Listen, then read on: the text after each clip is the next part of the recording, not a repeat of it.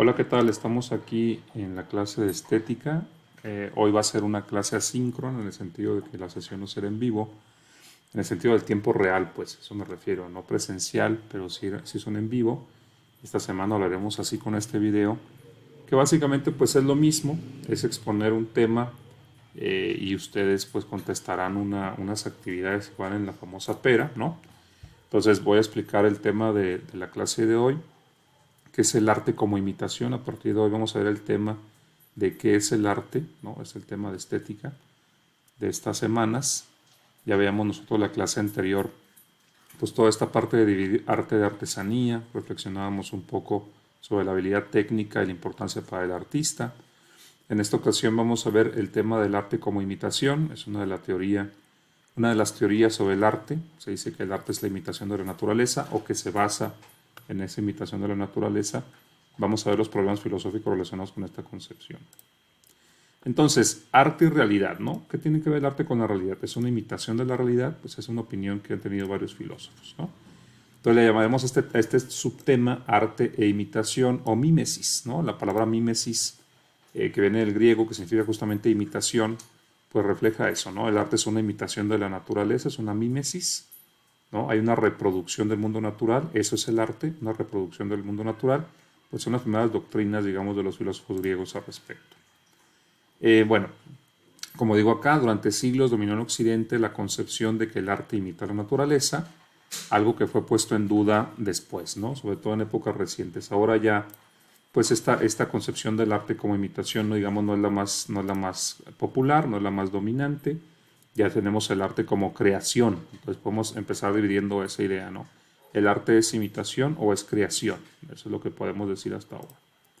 Entonces sigamos. Bueno, algunos autores antiguos en su opinión sobre el arte como imitación, tenemos a Jenofonte, un filósofo que escribió unas obras sobre Sócrates, unos famosos recuerdos de Sócrates. Es otra fuente para reconstruir el pensamiento de este filósofo que se dice que no escribió, me refiero a Sócrates. Bueno, pues Jenofonte en estos recuerdos de Sócrates pone en boca de Sócrates la idea básica de que pintar y esculpir es imitar los seres de la naturaleza. De básico y de sencillo es esta concepción del arte como imitación o mimesis, ¿no? ¿Qué es hacer arte? ¿No? Pintar y esculpir, pues imitar los seres de la naturaleza. Yo creo que podemos entenderlo de manera muy sencilla. Cuando pintamos o cuando esculpimos, pues tenemos un modelo que es la naturaleza e intentamos reproducirla en la obra de arte. Ese es el arte como imitación, ¿no? Reproducir en el arte lo que ya está ahí en la realidad, ¿no? Es esta la idea. Entonces el arte que tiene que ver con la realidad, pues la imita, o sea, la respuesta más sencilla y más antigua. Platón, que es un filósofo muy peculiar, que cree que la naturaleza misma es una imitación de las ideas, vamos a extendernos un poco por ahí, ¿no? Platón tiene una metafísica, o sea, una concepción de la realidad que nos dice que esta realidad sensible, la que tenemos ante los ojos, esta naturaleza en la que vivimos, en la que nos desarrollamos, pues no es la verdadera realidad, ¿no? La verdadera realidad está en otro mundo, el mundo de las formas, del eidos, o en otro plano del ser, ¿no? Por ser más exactos, otro plano del ser, el de las formas, que son perfectas, que son universales, que son eternas, y este mundo en el que estamos nosotros, pues es una copia, ¿no? Individual de esas formas. Nosotros, por ejemplo, los seres humanos, somos reproducciones individuales de la forma ser humano, ¿no? Por ejemplo, por decirlo así, explicando en términos sencillos, hay como arquetipos de cada ser, ¿no? Ya lo hemos visto un poco en clase. Entonces, esta concepción de Platón, pues nos dice que la realidad misma, la naturaleza, es una imitación, si se fijan, del mundo de las formas. Si vemos un árbol cualquiera, pues ese árbol es una copia del arquetipo que es universal y eterno. Y los árboles que aparecen y que mueren todo el tiempo, pues son manifestaciones individuales de la forma universal, del arquetipo del árbol, ¿no? Entonces, ¿qué son esos árboles de ahí? Si un pintor ve un árbol, pues ese árbol de entrada ya es una imitación de la forma árbol, ¿no? Entonces, cuando el pintor lo reproduce en un cuadro, pues está imitando algo que ya es una imitación, o está copiando algo que ya es una copia, ¿no? Esa es la idea. Entonces, para Platón, el arte imitativo o meramente imitativo, pues está alejado de la verdad. La verdad es la de las formas. Entonces, tenemos el mundo de las formas como primer plano de la realidad, el mundo sensible como un segundo plano, y lo que hace el arte es reproducir lo sensible. Si hace eso, pues está alejado de la verdad dos veces, ¿no? Porque está reproduciendo lo que ya era copia, es lo que dice Platón. Bueno, entendiendo eso, pues Platón llama a que no se imite las apariencias, ¿no? Sino que se imiten las formas, lo eterno, ¿no? O por lo menos tenemos señales de esta idea en Platón, que después más bien desarrollan los neoplatónicos, pero bueno, ese es otro tema.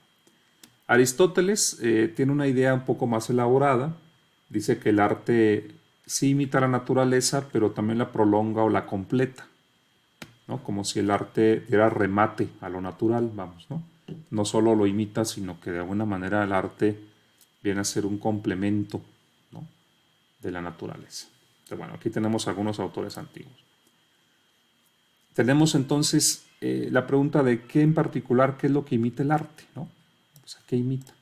¿Imita la apariencia inmediata de las cosas o imita otra cosa, ¿no? Pues para Platón, él llamaría, decimos, ¿no?, a que el arte en todo caso imite no la apariencia externa, que le parecería a Platón un arte muy, muy vulgar, sino que en todo caso el arte reproduzca más bien el orden, la proporción, lo universal, la regla que se manifiesta en los objetos naturales, ¿no? Eso es lo que habría que imitar en todo caso. No la mera apariencia de los objetos naturales, sino la proporción que está ahí en los objetos naturales, ¿no? Piensen, por ejemplo, en eso de la proporción áurea, no sé si se han visto de eso, ¿no? Pues es lo que se debe imitar, no la apariencia meramente, sino las proporciones que rigen a los objetos naturales, por decirlo así. Aristóteles, eso también hay que decirlo, porque todo esto suena como muy visual, si se fijan, ¿no? Como que esta idea del arte como imitación es visual, tanto en la pintura como en la escultura. Pero, por ejemplo, los griegos, ya Platón también, consideraban que la poesía misma también era imitativa. Por ejemplo, la Ilíada y la Odisea eran imitativas. Pues, ¿qué imita un poeta? Pues muy fácil, ¿no? Si leemos la Ilíada, tenemos ahí personajes como Odiseo, personajes como el propio Aquiles, personajes como Diomedes, como Áyax. Entonces, lo que está narrándonos Homero, pues es una imitación de una guerra, ¿no? Eso es lo que nos está narrando. Entonces, también es imitativa la poesía en ese sentido. Y la literatura, ¿no? Porque en las piezas literarias vemos, pues, como una imitación de los seres humanos reales. Los personajes son eso, son personajes, son seres ficticios que se construyen por imitación de caracteres reales, ¿no? Pero aquí ya Aristóteles introduce este matiz, ¿no? No se reproducen realmente individuos, o sea, personas concretas, sino que los personajes son tipos universales de personas, ¿no? Es decir, se reproducen caracteres, personalidades, pasiones humanas, que por eso nos podemos identificar con esos personajes.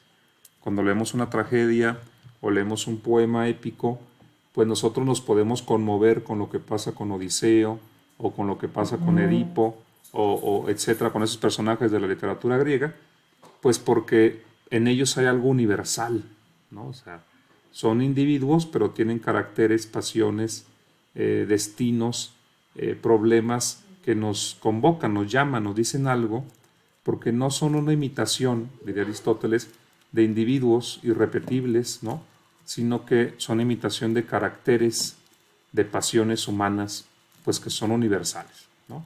Entonces ahí vamos siendo más compleja la idea de imitación, en el caso de la literatura. Dice Aristóteles incluso que también se puede reproducir no lo que pasó, sino lo que debió pasar. Entonces la idea de imitación va siendo enriquecida, ¿no? Piensen en un personaje de una novela. Pues ese personaje de una novela a veces, pues, no sé, se va a enamorar y se puede querer suicidar y va a enfrentar ahí la muerte no sé, de sus padres, qué sé yo. Todas esas emociones y pasiones, pues nos dicen algo muy humano y en ese sentido no se está imitando a una persona concreta, ¿no? Como por ejemplo cuando alguien hace una pintura de una modelo o un modelo concreto, sino que en el caso de la literatura ya se imita algo universal. No sé si queda claro, espero que sí. Bueno, aquí tenemos opiniones de una época posterior a la que estábamos hablando, que es la Antigüedad Clásica, opiniones helenísticas. Este periodo que sigue la Antigüedad Clásica se llama el helenismo, o más bien periodo helenístico. Horacio, por ejemplo, dice que sí, que la poesía es imitación, pero que además de la imitación está la imaginación. Aquí ya empiezan a hacer esta idea ¿no? Que realmente siempre ha estado, de que el artista pone algo más que la mera imitación, ¿no? No solo imita lo que tiene enfrente, sino que imita algo más profundo de lo que tiene enfrente, o extrae de lo individual algo universal. Bueno, pues ya eso implica también una cuestión creativa, ¿no? Y una habilidad más allá de reproducir como espejo, que también es imaginar, ¿no? Entonces Horacio ya lo menciona. Plutarco tiene una frase pues profunda que dice que el arte no imita la naturaleza, sino el arte de la naturaleza. Es curioso, ¿no? ¿A qué se refiere Plutarco? Algo que veremos más adelante. En todo caso, si el artista imita la naturaleza, no imita a los objetos naturales concretos, sino en todo caso imita la labor de la naturaleza de crear objetos. Entonces, no es la imitación de algo, sino de un hacer. O sea, la imitación de una acción, no de un producto. O sea, se toma la naturaleza como algo que produce objetos, y entonces el poeta lo que hace es producir también objetos, o el pintor o el escultor, ¿no? Entonces ahí ya el artista se independiza de imitar objetos concretos. Más bien lo que hace es imitar la acción de crear. Pero eso lo vamos a ir viendo en esta presentación. Pero es otra idea de imitación. Sí, imitamos, pero imitamos en el hacer, no en lo hecho, ¿no? Plotino dice, ¿no?, que en todo caso hay una creación simbólica, o sea, no se imita estrictamente lo que tenemos enfrente como un espejo, ¿no?, sino que se imita como los símbolos que se ven ahí en la naturaleza, ¿no? El artista como que reconoce lo universal en lo particular y es lo que termina por reproducir. Y en esa actividad dice Plotino que el artista termina por aportarle algo a la naturaleza, perfecciona la naturaleza en la obra, ¿no? Entonces, les digo, esta idea de imitación que empezó tan sencillo como simplemente hacer una copia de lo natural, aquí ya está haciéndose más compleja, porque esa copia no es solo del objeto natural, sino de las leyes del objeto natural, ¿no? De extraer la esencia, digamos, incluso del objeto natural, si le quieren llamar así, y también se imita a lo que produjo el objeto natural, es decir, la fuerza que está allá afuera, que produce formas nuevas, pues eso es lo que hay que imitar. Entonces la idea se va haciendo, les digo, más elaborada. Y empieza esta idea de que la fantasía también tiene sus derechos, es decir, no nomás imitamos, sino que también podemos crear esa palabra, crear, y eso tiene que ver con la fantasía. Por ejemplo, San Agustín dice, bueno, sí hay un lugar para la imitación, pero también hay un lugar para la fantasía, dice San Agustín. Santo Tomás nos acerca un poco más a la versión moderna de todo esto, que dice, el arte imita la naturaleza en su operación, es decir, el arte imita la naturaleza no en sus productos, en el árbol concreto, en la flor que está ahí, en el cuerpo que está ahí, sino que imita la naturaleza en la operación de crear esa flor, de crear ese cuerpo o de crear ese objeto. En la operación es como se imita la naturaleza. Dice Santo Tomás, no se imita la naturaleza en sus formas aparentes, sino la manera en la que la naturaleza actúa originando esas formas. Eso es muy importante. El artista no imita a la naturaleza en las formas aparentes que tenemos ahí, sino que la imita en ese actuar que origina esas formas que tenemos ahí. O sea, se imita el hacer, ¿no? Entonces, poco a poco aquí vemos que el pensamiento occidental pues ya va creando esta idea, ¿no? O vamos desarrollando más bien esta idea, va a ser muy redundante lo que iba a decir, va desarrollando esta idea de la creación, ¿no?, más allá de la imitación. Entonces tenemos la creación como algo original, nuevo, producto del genio incluso, que se va a decir después, que crea, así como la naturaleza crea, el artista crea. Esa es una concepción que va a ser más moderna, y está la creación más antigua, que es la de la imitación. Pero vean cómo la idea de creación se fue recortando de la idea de imitación.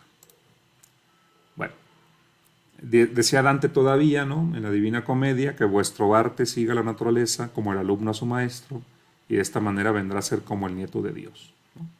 Entonces, si tú imitas a la naturaleza, como la naturaleza fue una creación de Dios, pues la obra de arte será como el nieto de Dios, dice Dante. Bueno, todavía muy imitativo, pero también ya en esto que parece imitativo de Dante, pues está la idea de que el artista puede ser un creador como Dios, un creador de segundo orden.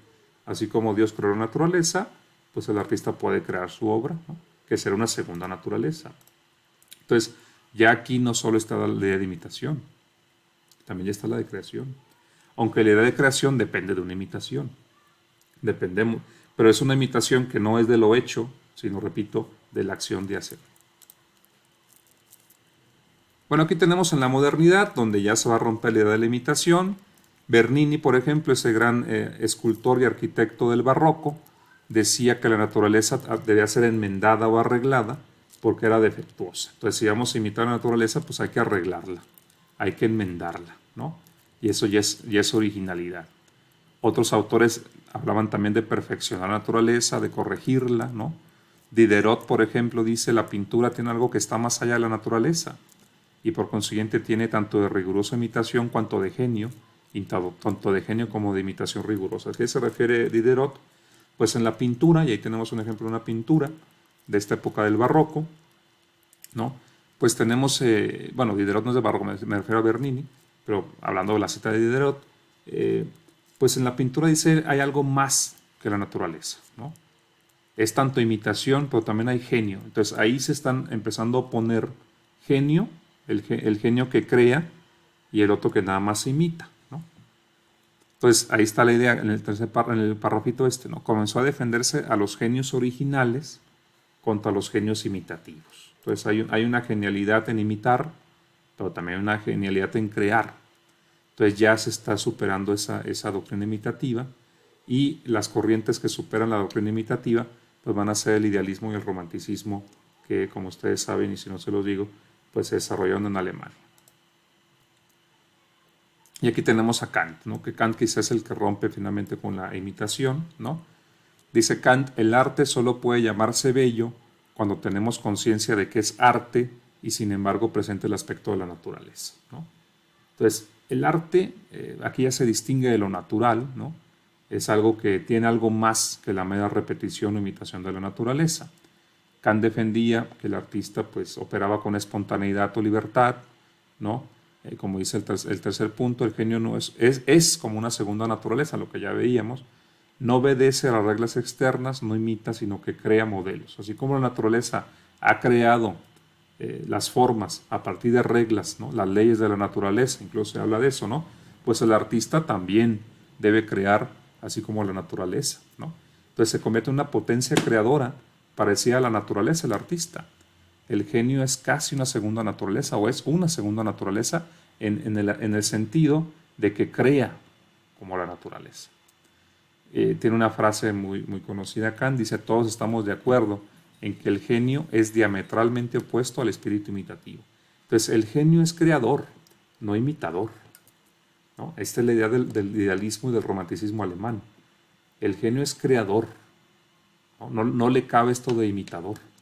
Pepo Schelling dice, ¿no? Otro filósofo idealista, el arte que quisiera representar la corteza vacía o el simple contorno exterior de los objetos individuales sería muerto de una rudeza insoportable.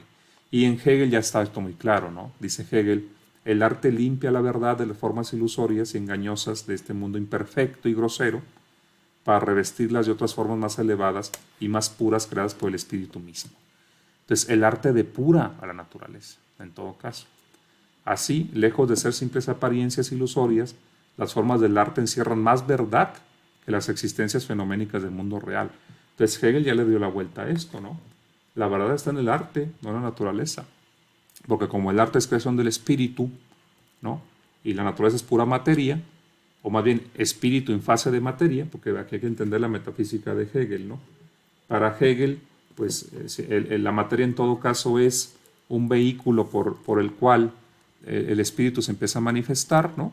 Un vehículo, pues el primer vehículo, la primera manifestación del espíritu es la mera materia. En esa materia aparecerán las formas vivas y luego las formas espirituales, las que tienen ya conciencia de sí mismas.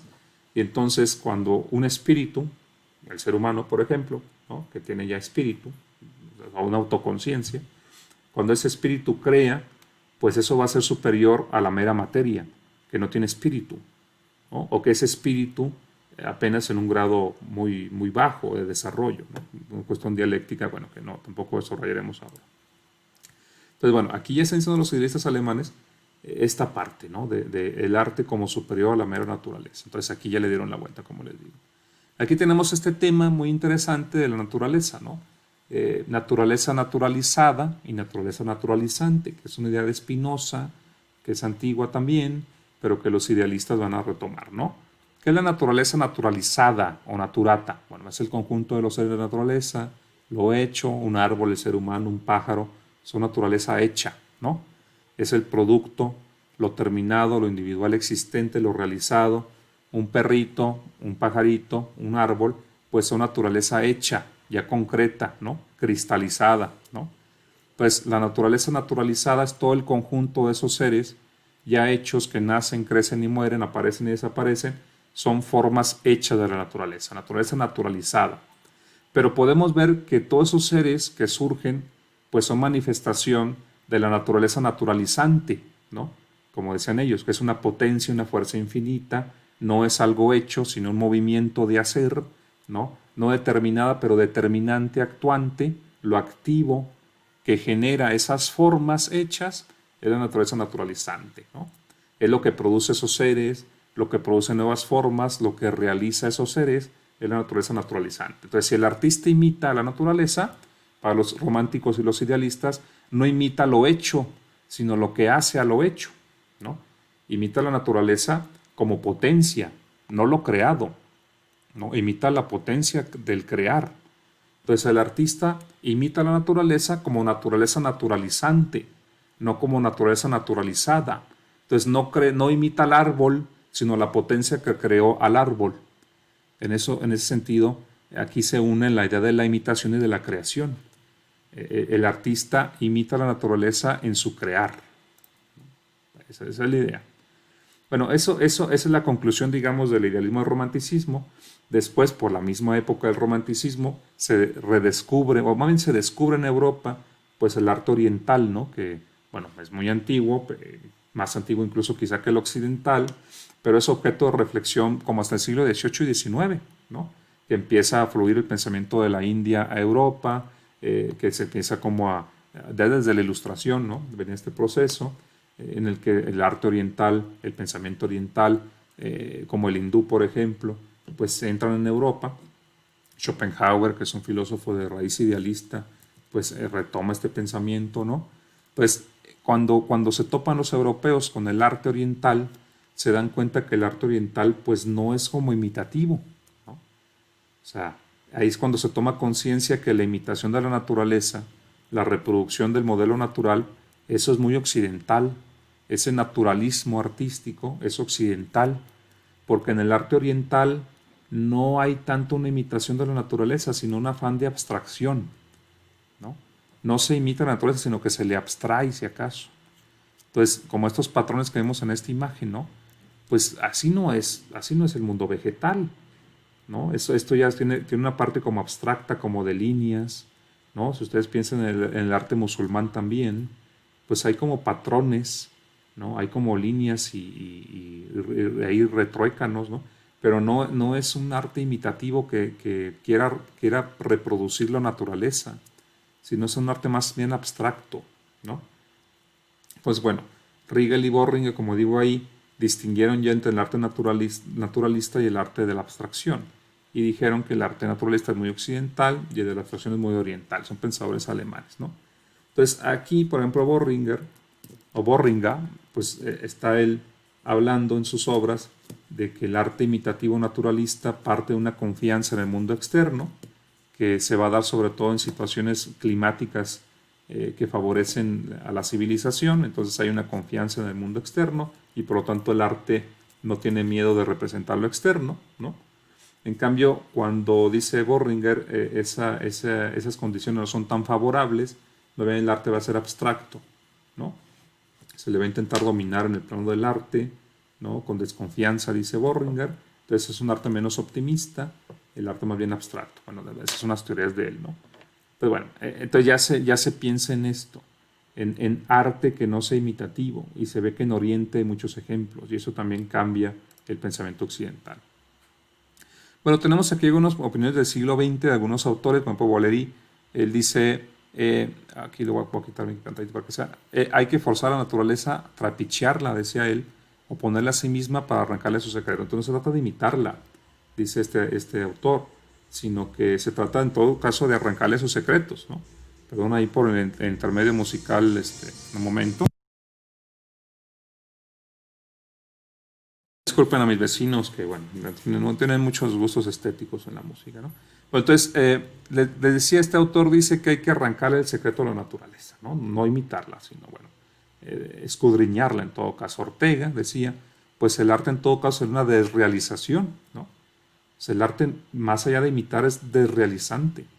Crear algo que sin ser copia de la naturaleza también tenga sustancia, dice Ortega.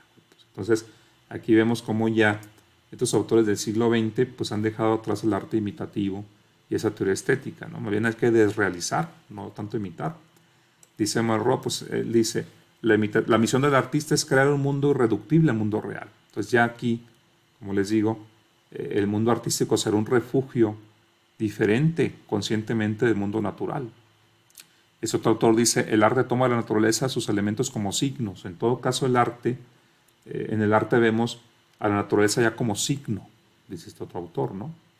Este otro autor dice, ya con opiniones, digamos, ya muy contemporáneas, bueno, no contemporáneas, pero ya más cercanas a nosotros, cuando el hombre quiso emplear un móvil de transporte, no imitó las patas del caballo, inventó la rueda, ¿no? Entonces, es como decir, el ser humano realmente no imita, ¿no? El ser humano como que inventa o crea, es lo que quiere decir este autor. Y Torres dice, un objeto pintado debe parecerse al modelo como un avión se parece a un pájaro. Bueno, ¿qué trata de decir ahí? Pues que en todo caso el arte cuando imita, crea, ¿no? Vamos a decir eso. Entonces, para algunos no imita, sino que descubre, escudriña, desentraña cosas de la naturaleza, o de plano, pues la naturaleza es fuente de invención y de creación, ¿no? Bueno, algunas opiniones del siglo XX. Yo aquí, como ya casi concluyendo, podría decir lo siguiente, ¿no? Vuelvo a leer. La reflexión nos ha hecho comprender que la reproducción exacta de lo real, aunque fuera deseable, es imposible. Pues sí, ¿no? Ya si lo pensamos, realmente el arte, ¿en qué sentido reproduce la realidad? Pues es imposible incluso reproducir la realidad. Así como tal cual, con exactitud, pues eso no se puede hacer, ¿no? Piensa en un novelista. Pues un novelista no va a representar a todo el mundo en el que se mueven los personajes. ¿Cómo podría hacerlo? ¿Cómo podría hacer el novelista una reproducción exacta del mundo de sus personajes? Pues no.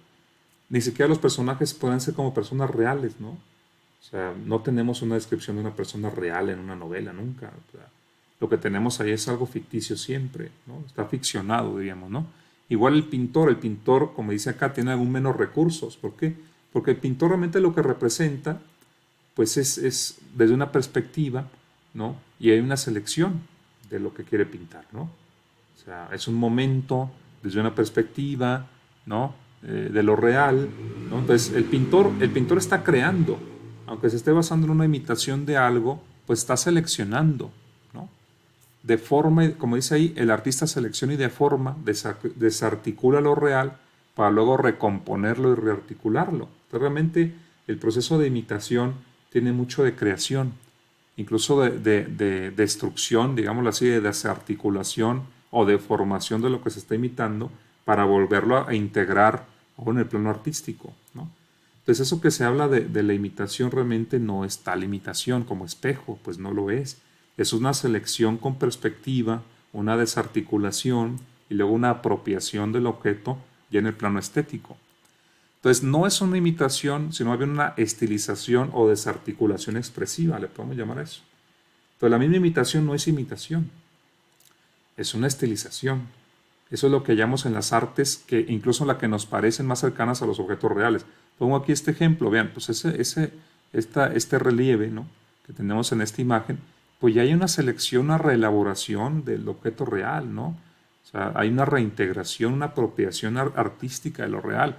Nos puede parecer imitativo, pues solo de manera superficial, pero si lo analizamos este objeto, pues ya está estilizado, ficcionado, seleccionado, nos da una perspectiva del objeto, nos da un marco ahí, ¿no? Como semicírculo. Entonces, hay una serie de elementos en las obras de arte que parecen más plásticas y más imitativas, que nos hacen ver que realmente eso es imposible como se piensa, ¿no? Así no trabaja el arte. Yo quisiera también mostrarlo en otras artes, como la novela, el cine, el teatro, la oratoria, ¿no? El cine, por ejemplo, ¿nos parecería algo imitativo el cine? Cuando hay una cámara, hay una perspectiva también, hay un tiro, un ritmo, una toma, una combinación ahí de elementos, hay un guión, ¿no? O sea, hay algo que se plasma ahí en el cine que por supuesto no va a ser una imitación de nada, ¿no? O sea, lo que tenemos ahí es un flujo de imágenes, pues no van a corresponder con el flujo cotidiano de imágenes que tenemos con la vista, ¿no? Entonces es un producto el cine, ¿no? Es un producto que selecciona, por supuesto, que reelabora, y aquí tengo la cita de Tarkovsky, pues hacer cine es esculpir el tiempo, decía él, ¿no? Entonces no es imitar, ¿no? Es esculpir el tiempo, como dice él. Igual en la novela, pues en la novela hay una decantación de los sucesos, a veces hay intensificaciones irreales, se llega a un nudo, ¿no? Tiene a veces este esquema, ¿no? El esquema famosito del cuento, ¿no? Que se llega como a un nudo y un desenlace, pues ese tipo de ritmos, pues son ya narraciones tal cual, ¿no? Acontecimientos en el tiempo que no son los de nuestra existencia. Hay una depuración estilística, hay una transfiguración que es la narración. Entonces narrar no es reproducir, es elegir, moldear y es una creación, ¿no? Es darle estos ritmos a la narración y todo. Es curioso que más bien después nosotros entendamos nuestra vida como si fuera una novela o un cuento, ¿no? Que va a tener un nudo y va a tener una intensificación y un desenlace. Más bien eso sí puede pasar, que luego pensemos nuestra vida real como si fuera una obra de arte, ¿no? Bueno, eso es más posible, ¿no? Yo pienso. En lugar de que el arte es una reproducción de lo real, yo creo que a veces lo real, a veces lo pensamos como si fuera algo parecido a una novela, a un cuento o una película, ¿no? O no. Bueno, pues ya lo pueden pensar ustedes. Igual en la dramaturgia, ¿no? Pues también en el teatro. Pues en el teatro que va a ser una reproducción de eso que vemos ahí montado, pues para empezar ya hay un montaje ahí, ¿no? Hay un escenario, hay música ahí, hay efectos, ¿no? Se eligen las escenas y la entrada y salida de personajes, se intensifica. Entonces, el teatro no es para nada una reproducción, se fijan, es toda una creación con un montón de recursos, con un montón de efectos, que es una creación de atmósferas únicas. Entonces, tampoco podemos considerar el teatro como una imitación, pues sería absurdo, ¿no? Pero es cierto que luego también nuestra vida parece una obra de teatro, más bien, ¿no? Igual en la oratoria, ¿no? En la oratoria tampoco hay una imitación de nada, ¿no? O sea, el orador no va a imitar, por ejemplo, si quiere dar un discurso encendido, pues no va a imitar realmente una persona enojada, ¿no? O si quiere divertir al público, no sé, como dice Diderot, ¿no? El comediante que quiere emocionar debe mantenerse frío, decía Diderot, una paradoja, y espectador de sí mismo. Él lo que quería decir es que lo que parece más natural en la actuación, por ejemplo, en el teatro, o lo que parece más natural en la oratoria, realmente es lo más trabajado, ¿no? O sea, el que en la obra de teatro nos parece que actúa muy bien, en el sentido de que parece muy natural lo que hace, es porque ha pasado horas y horas preparando eso que ahora parece espontáneo, ¿no? Entonces la naturalidad en el teatro o en la oratoria, pues depende de una gran preparación, de un gran artificio, ¿no? Por ejemplo, pues aquí lo menciono, por ejemplo, un orador que quisiera estar apasionado, pues no podría comportarse como una persona apasionada real, porque una persona enojada realmente pues ni se le entiende lo que está diciendo, ¿no? Habla muy rápido, no se le entiende, se traba. No, pues esa es una persona enojada real. Un orador que quisiera estar enojado, pues más bien está como actuando. Sepa que tenerlo en cuenta, ¿no? Un discurso intenso, digo acá, tiene mucho de teatralidad, por supuesto, de actuación. Y eso es lo que nos hace parecer natural. Digo, es curioso cómo el arte le dio la vuelta a esto. Bueno, entonces la conclusión aquí es que el arte se entendió como imitación en un primer momento y puede ser una conciencia básica la que nos diga eso, que el arte imita a la naturaleza, reproduce a la naturaleza. Vimos que en todo caso reproduciría modelos, como dice Platón, o proporciones o formas, ¿no? Llegamos a la idea de que más bien la naturaleza también, por medio de la literatura, reproduce tipos generales, tipos universales. Decíamos que ya en el idealismo, el romanticismo se nos habla de la creación más que de la imitación. El artista sabe crear así como la naturaleza crea, esto es la naturaleza naturalizante. Y cerramos, pues ya concluyendo, diciendo lo que acabamos de ver, que pues realmente imitar, así entendido como exactamente en el arte, pues no es posible, ¿no? Bien, siempre es un artificio, siempre es una ficción. Para reproducir lo natural, pues hay un montón de técnicas que, como les digo, ya son artificiales. Y bueno, lo vimos en la literatura, lo vimos en el cine, lo vimos en la dramaturgia, lo vimos en la oratoria. y bueno, para que se quede para la reflexión. Entonces el arte ya en la modernidad se pensó más como creación a partir del romanticismo y el idealismo, y eso como que se quedó. El arte como reproducción o como imitación ahora se piensa que es una concepción incluso un tanto ingenua, ¿no? de las cosas. Espero que haya quedado claro, si no pues pueden revisar este video, esa es la ventaja de este tipo de modelos, y pues nos vemos luego. Les dejo este video, les dejo la actividad, y si hay dudas pues me escribirán al correo o ahí mismo en la plataforma. Hasta luego, muchas gracias.